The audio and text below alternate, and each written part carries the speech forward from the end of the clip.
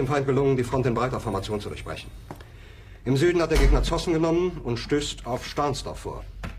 Der Feind operiert jetzt am nördlichen Stadtrand zwischen Frohnau und Pankow.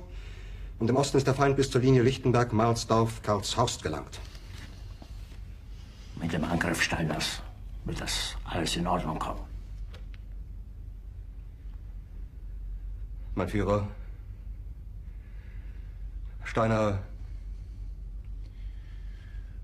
konnte nicht genügend Kräfte für einen Angriff massieren. Der Angriff Steiner ist nicht erfolgt.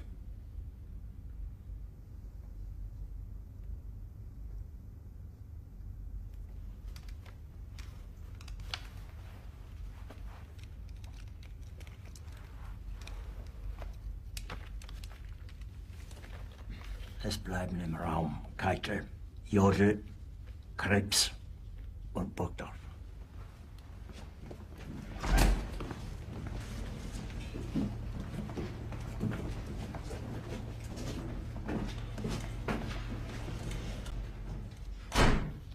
Das war ein Befehl!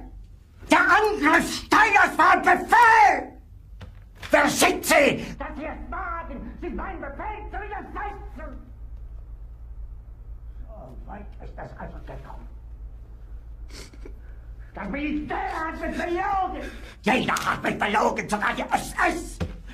Die gesamte Generalität ist nichts weiter als ein Haufen! Führer, ich kann nicht zulassen, dass die Soldaten, die für Sie verbringen... Nicht als Feiglinge! Verreiter, Versager! Mein Führer, was Sie da sagen, ist ungeheuerlich! Die Generalität